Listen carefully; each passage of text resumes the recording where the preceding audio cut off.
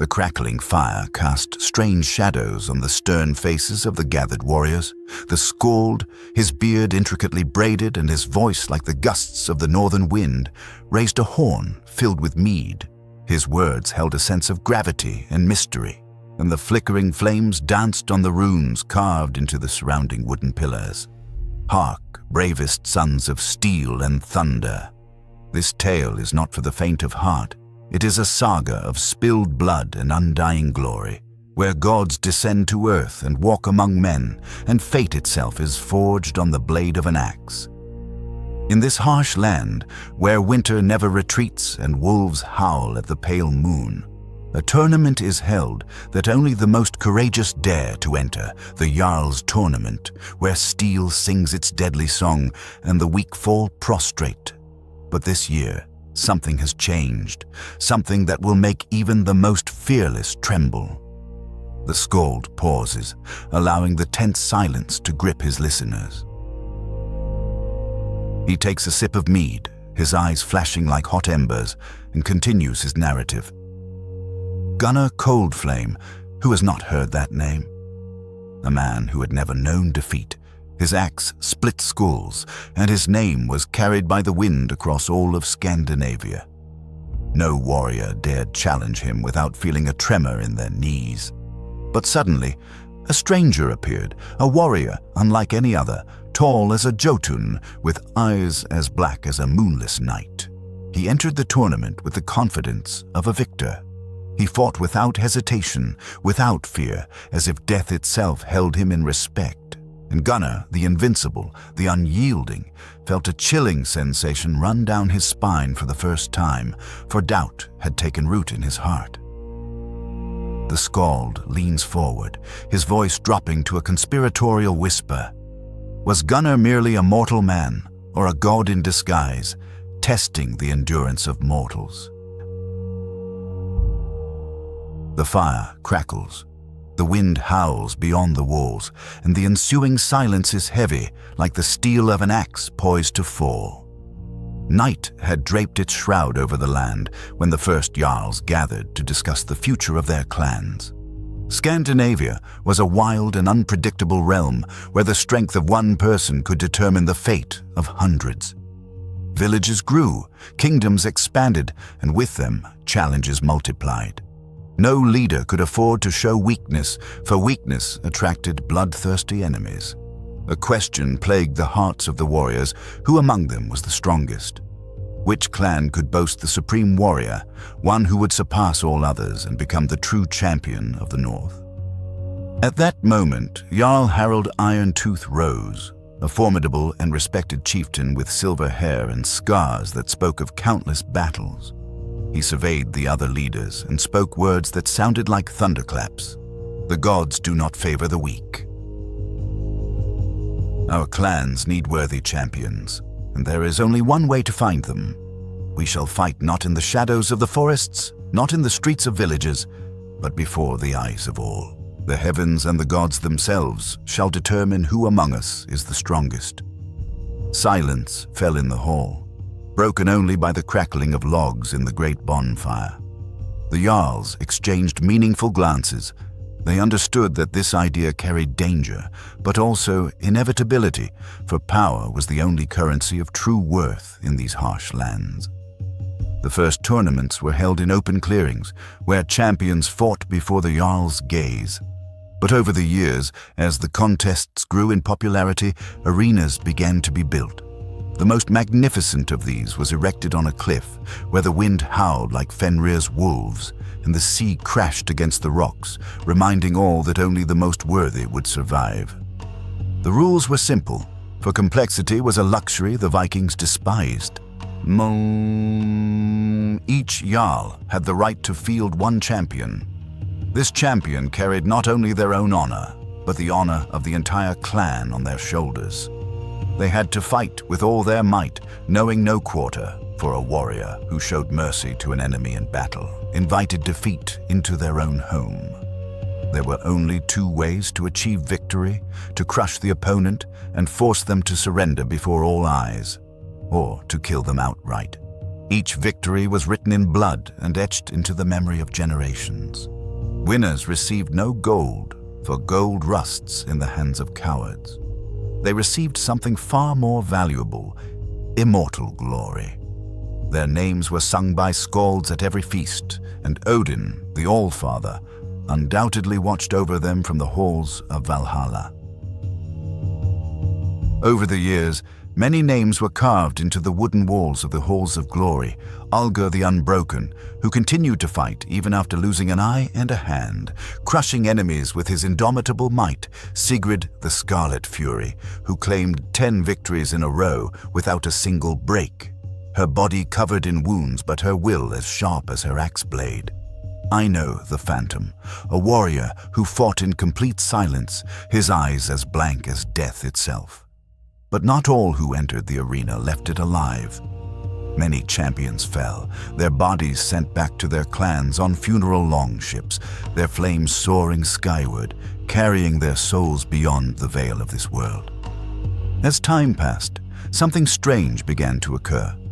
Stories emerged of warriors fighting with strength beyond human comprehension. Some claimed to have seen shadowy figures at the edge of the arena, watching the fights with burning eyes. Others said that the gods themselves had begun sending their champions, disguised as mortals, to test the strength of the human spirit. And so, centuries later, the Jarl's tournament reached its apex. It had transformed into something more than just a competition. It became a trial bestowed by the gods, an arena where warriors proved their worth in the face of fate itself. And in this tournament, there was a name that echoed like thunder: Gunnar Cold Flame. A warrior who knew no defeat. His axe had already tasted the blood of dozens of champions. His name was sacred, feared, and respected. Skalds sang of his glory, and Jarls raised horns filled with mead in honor of his victories. But that year, a new challenger appeared. He belonged to no clan. No one knew his name. No one knew his past. He simply arrived with eyes as black as a starless night and stepped into the arena with an air of certain victory. The elders began to whisper, the Jarls exchanged glances, and Gunnar, for the first time in his life, felt a coldness that was not like the icy northern wind. After all, who was he? A man or a god in disguise, come to seize the tournament's glory? From the moment of his birth, Gunnar was marked by the seal of fate. His arrival occurred under the relentless winds of the north, where divine voices are heard in the wailing of storms, and the harsh cold forges people as tough as steel. His native settlement, Husavik, nestled at the edge of a sheer fjord, surrounded by impassable forests and turbulent seas that served as a path for fearless warriors and fierce raiders. It was a land where life was as merciless as it was beautiful, where only the strongest survived and the weak were consigned to oblivion. His father, Sigurdsson, was one of the clan's most revered warriors, a man whose weapon had been tempered in battles against Saxon and Frankish invaders. His mother, Yesa, was the daughter of a skald, a keeper of lore whose knowledge of runes and ancient Viking laws was renowned throughout Scandinavia. From his father, Gunnar inherited an indomitable thirst for battle, and from his mother, a rare gift, a sharp mind capable of reading the signs of fate. Gunnar's clan bore the name Wolves of the North, and their leader, Jarl Harald Ironhorn, a man with a piercing gaze and a thunderous voice, ruled with an iron hand over a community that had endured countless battles. The Wolves of the North were a warlike people, living by means of raids, hunting, and the generous bounty of the sea. They did not believe in luck, acknowledging only strength. Gunnar underwent harsh trials from a young age. By the age of 5, he wielded a miniature battle axe with confidence, tirelessly chopping tree trunks until exhaustion. At 7, he was taken on winter hunts, where he learned that the slightest delay could cost a life. His first trophy was not a human life, but a wolf's. One snowy night, Gunnar, along with other boys of the clan, was sent to guard the outskirts of the settlement. At first, they heard an ominous howl, ancient and guttural, which made the younger ones shiver with fear. Then, hungry yellow eyes emerged from the darkness. A pack of predators was advancing on the settlement. And while the others fled in panic or cried for help, Gunnar, without flinching, raised his makeshift blade and charged forward. A wolf leaped, intending to kill, but Gunnar, at the last moment, dodged its deadly fangs. With one precise strike, he plunged his blade into the beast's throat. Warm blood stained the snow and the pack retreated. When the clan warriors arrived at the scene, they saw Gunnar, proudly holding the severed wolf's head as a trophy. That night, Harald Ironhorn looked at him with new eyes. By the age of 12, Gunnar was already training alongside the clan's veterans. His talent for warfare was evident. He possessed not only immense strength, but also astonishing precision, methodicalness, and tireless endurance. His strikes were swift as a gust of wind and as accurate as an arrow loosed from a bow. At 15, he participated in his first true battle when the Saxons attempted to seize one of the clan's trade routes. He entered the battlefield with an axe larger than himself and left it covered in the blood of others. That night, he slew 3 enemies, and the skalds began to sing his name in their songs. However, true glory came to Gunnar at 18. The clan was attacked by an alliance of warring jarls seeking to overthrow Harald Ironhorn and seize his lands. In the ensuing chaos, the jarl's stronghold found itself under siege, and Harald was left with a handful of loyal warriors. Most of the clan's warriors were far away, participating in sea raids, and defeat seemed inevitable. Then Gunnar undertook a desperate act. He gathered the remaining warriors and attacked the enemy army at night. Like a phantom emerging from the darkness, he led his men in a furious assault, striking terror into the enemy warriors, making them believe an entire army had descended upon them. In the center of the battlefield, he fought with a fierce zeal worthy of the gods. His blades danced in the air as if alive, and each strike brought down a new foe. The next morning, the enemies fled in panic, and the Jarl was saved. It was in this battle that Harald named him Cold Flame, for he had never before seen a warrior fight with such furious passion while maintaining absolute self-control. After this triumphant victory, Harald Ironhorn adopted Gunnar, recognizing him as his son. He personally trained him not only in the art of war, but also in strategy, politics, and leadership. Gunnar understood that brute force alone was insufficient for governance. Cunning, loyalty, and above all, the ability to inspire others to follow you, even into the depths of Helheim, were necessary. Harald proclaimed him the clan champion, his blade and shield. When other jarls dared to challenge him, Gunnar accepted and never once suffered defeat. Years later, Gunnar Cold Flame became the greatest warrior in Scandinavia. He had vanquished every enemy, overcome every trial. His name became sacred among warriors. Harald himself claimed that Gunnar was his greatest achievement, his most potent weapon. This is why, that year, Gunnar entered the Jarl's tournament without hesitation, confident in his victory. He was the greatest warrior of his time. He had never lost a battle. He had never retreated from a challenge. But then his gaze fell upon the stranger, a man no one knew, tall as a giant, with eyes as black as a moonless night. He fought with unwavering confidence, without the slightest hesitation, as if he knew the outcome of the battle beforehand. For the first time in his life, Gunnar felt a chilling sensation that was not caused by the northern wind. Was this opponent sent by the gods to test his true strength? In the heights of Asgard, where winds howled between the golden columns of the magnificent Hall of Valhalla, the gods were gathered. Odin's hall impressed with its size and splendor, its columns adorned with battle scenes recounting the deeds of Midgard's greatest warriors. The ceiling reflected the shimmer of stars, and beneath it, On a throne as black as night sat the All-Father, surveying the mortal world with the impassivity of one who had watched ages succeed one another like leaves driven by the wind.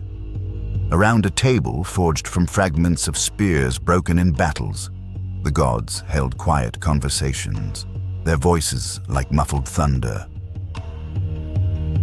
Thor, son of thunder, leaned back in his seat, impatiently tapping his mighty fingers on the handle of Mjolnir, which lay across his lap. His eyes gleamed as Odin's magical vision projected images of the Jarl's tournament onto the table's gleaming surface. They watched the duels, the fall of warriors, the cheering crowds. For the gods, it was merely an ordinary spectacle, entertainment for their immortal eyes. But then, a name echoed across the plains of glory, Gunnar Cold Flame, a warrior who had stirred Thor's wrath. Gunnar's first fight was like many others, the roar of the crowd, blood staining the ground, and a defeated warrior. But when the gods saw how he fought, a strange tension arose among them. His movements, his cold gaze, the crushing power of his blows, everything was too perfect. No mortal should fight like that. He did not waver, did not tire, made no mistakes. "He fights like one of us," grumbled Tyr, god of war, crossing his arms. Or rather, as if he knew he had already won, even before the fight began, added Freyr with a curious smile. Thor did not smile. A storm, ready to break, raged in his blue eyes. "This man has no place among the living." His words made the gods turn their gaze to Odin's son. Thor was Asgard's greatest warrior, and in countless ages he had not met a mortal who caused him such unease. But Gunnar was different.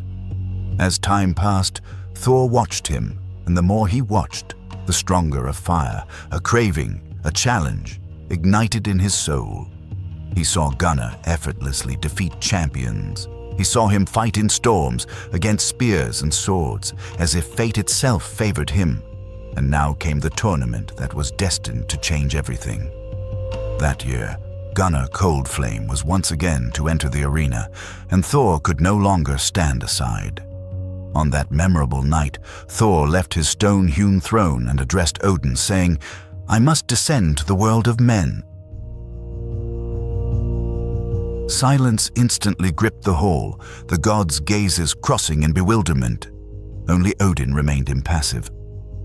"And what is the reason for your decision?" he asked, his voice like distant thunder. "I must fight to prove that no mortal can surpass the strength of a god," Thor replied. Odin, lost in thought, stroked his silver beard. He had foreseen this, understanding that the Thunderer would not rest until he faced this man in combat. "Then go," Odin said after a long silence. "But go as a mortal, not as a god. Leave Mjolnir here. Relinquish your divine wrath. If you crave to fight Gunnar, do so by the rules of men." Thor frowned.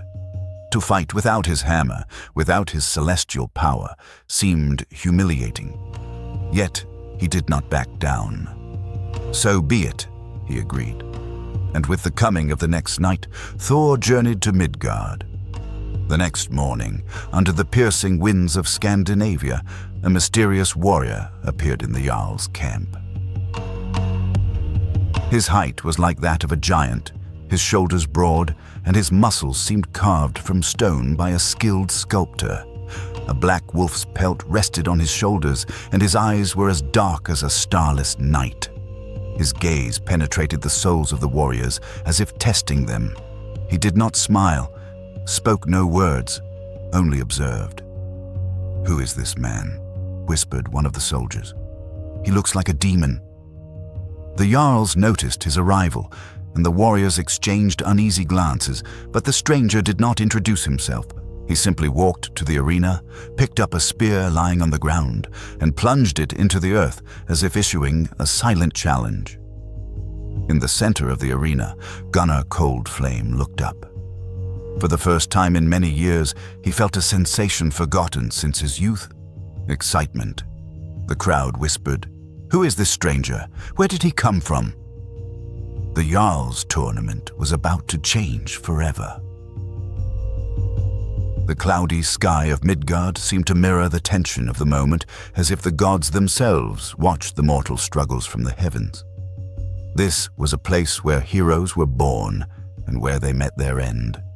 Battles here were not merely a test of strength, but a dance of life and death, where every movement was either a promise of glory or a sentence to oblivion. Jarls from distant lands arrived with their finest warriors, and among them 2 stood out: Gunnar Coldflame and the mysterious Black Wolf warrior, who had appeared the day before with the eyes of an unrelenting hunter and an aura so potent it seemed to threaten the very wind. Gunnar, a man who had conquered countless opponents with his cold composure, was now more focused than ever. In his gaze, previously impassive, something new had emerged, the premonition of a great trial he had never expected to face against a mortal. The Black Wolf warrior's presence was a direct challenge, a promise that victory would not come easily. Thor, for his part, decided that the tournament would be his battlefield, but instead of golden armor and Mjolnir, he would arm himself with only a sword of forged steel and a simple shield, like any ordinary man.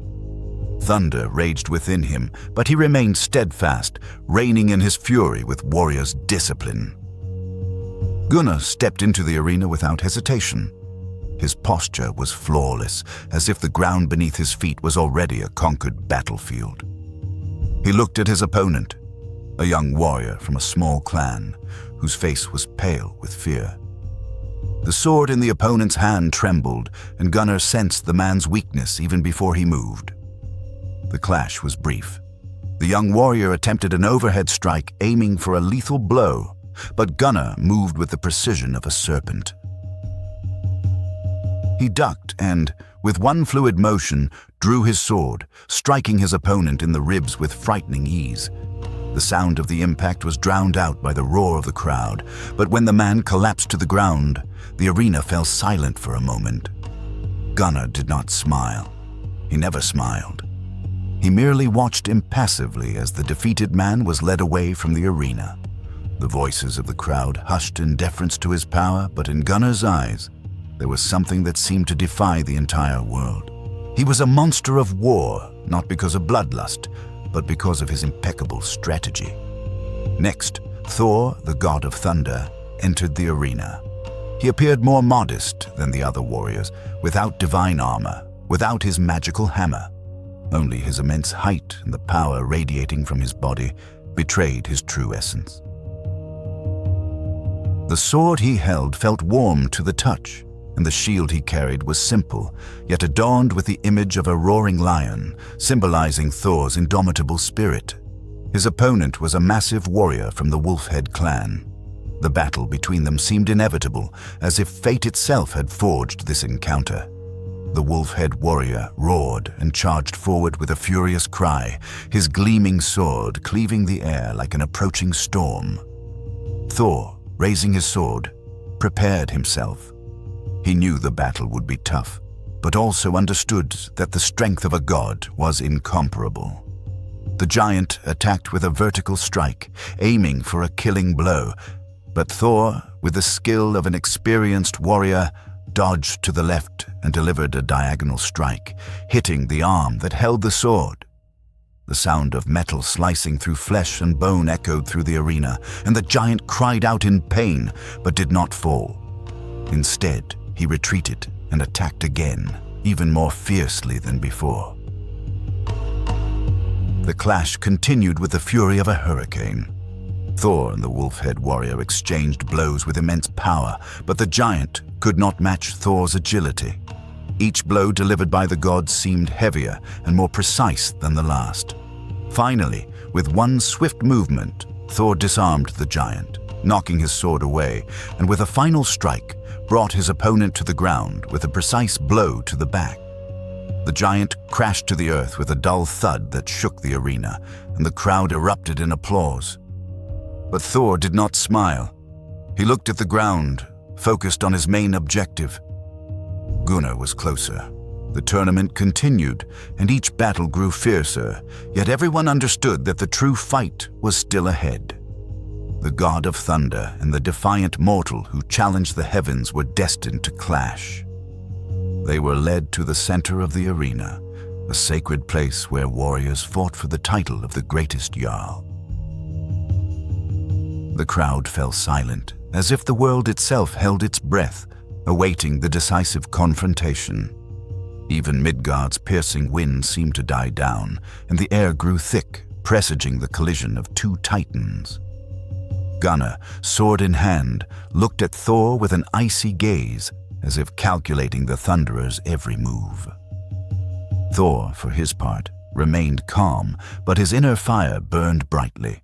He understood that this would be the hardest battle of his immortal life.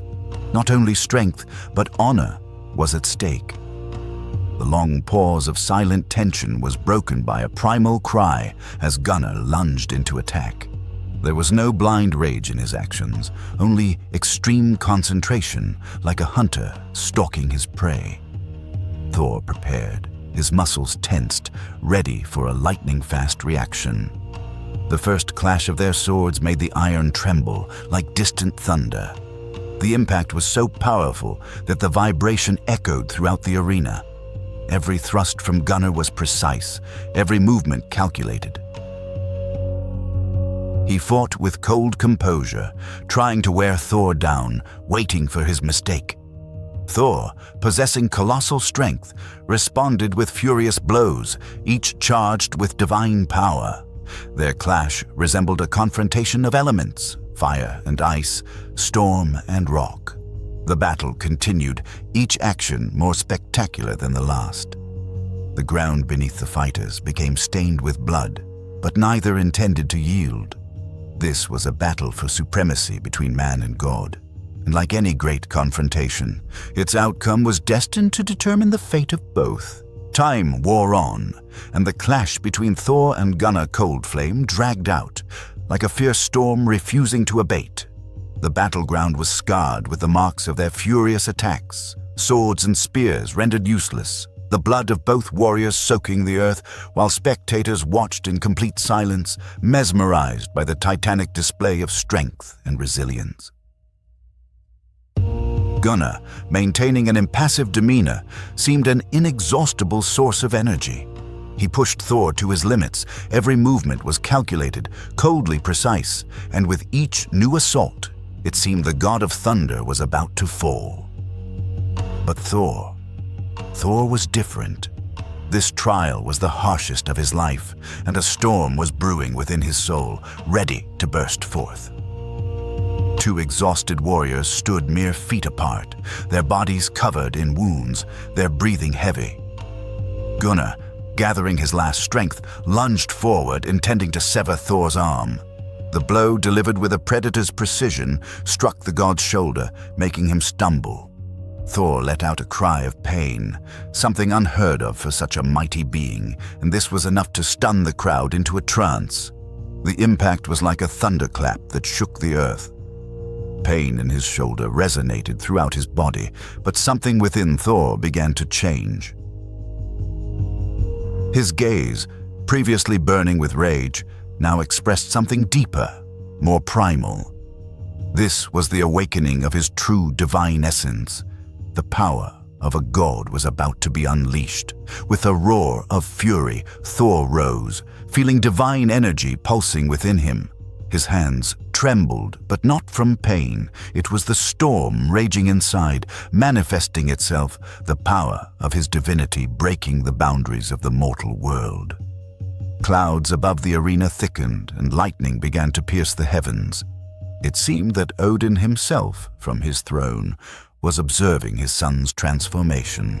Thor raised his steel sword and, with a primal cry, brought it down on his enemy, cleaving the air like a bolt of lightning. He attacked Gunnar with a fury that shook the battlefield. The force of the blow was so immense that the earth split beneath the fighter's feet, and the arena was illuminated by a flash as bright as the sun itself. With the might of 1,000 thunders, Thor hurled Gunnar away like a leaf caught by the wind. The Black Wolf warrior flew through the air, his body cutting through space like a meteor, and finally crashed to the ground far outside the arena. The impact produced an echo of breaking bones, and the crowd shuddered. The god of thunder let out a laugh, not mocking, but a laugh expressing the exhilaration of his unleashed power, of realizing he had transcended the limitations imposed by his own pride. Thor had awakened. Looking at Gunnar, still lying on the ground, the god appeared in a form radiating immense power. Thor approached his opponent with heavy steps, the weight of his divine aura becoming more palpable with each movement. Bending down, he extended a hand to the wounded warrior and, in a gesture of generosity unthinkable for a victor, lifted Gunnar from the ground. Gunnar, gasping and in excruciating pain, looked at Thor with tear-filled eyes as if disbelieving what he saw. He understood that he had encountered something beyond his own capabilities. "Your place in Asgard is assured, Gunnar Coldflame. You will not merely be a warrior in Valhalla, you are worthy of more. Your destiny is not to be a shadow in the afterlife. You shall become a Jarl of Asgard. Your strength and honor have surpassed even mine." These words echoed across the arena. Gunnar, realizing the magnitude of the victory and honor bestowed upon him, bowed respectfully. He uttered not a word, one gesture was enough. Having decided Gunnar's fate, Thor turned his gaze to the heavens. The air around him crackled with electricity, and on the horizon, the light of Bifrost appeared, the magical bridge connecting Midgard to Asgard. The earth trembled again, but this time it was the sound of the great Bifrost, a cosmic portal that was to return Thor to his home. Thor raised his hands to the sky, and Bifrost shone even brighter, like a wave of expanding light. The god of thunder was enveloped in celestial energy, his body merging with the golden radiance. The sky lit up as if it had become a second sun. The air around Thor changed, and before the Jarls and warriors could comprehend what was happening, he vanished in a beam of light that carried him back to Asgard. Silence fell over the arena, and when the light faded, the Jarls and the crowd were stunned. They understood that they had witnessed something extraordinary, but could not grasp the full depth of what had occurred. Gunnar Coldflame, a mere mortal warrior, was now bound to the gods. His name would echo throughout Asgard, but his journey was far from over. As Thor's radiance faded, as if the last spark of the old world had extinguished, a deafening cry of triumph erupted. Thor's victory and Gunnar's ascent to the sacred halls of Asgard became a symbol of one historical chapter closing and the harbinger of an entirely new era. From now on, the valor of these two heroes will live on in the tales sung by skalds across all corners of the land, reminding all how the fate of Midgard and Asgard had changed. The skald falls silent for a moment, and only the crackling of the flames breaks the quiet, as if giving his listeners time to ponder what they have heard. His gaze turns to the heavens as if searching for the glint of stars there, as if trying to catch the echo of the legends he has just sung. The warriors gathered around are still captivated by his words, feeling the full weight of the story. The legend of Gunnar and Thor, like all tales born by campfires throughout the centuries, will remain in the memory of generations.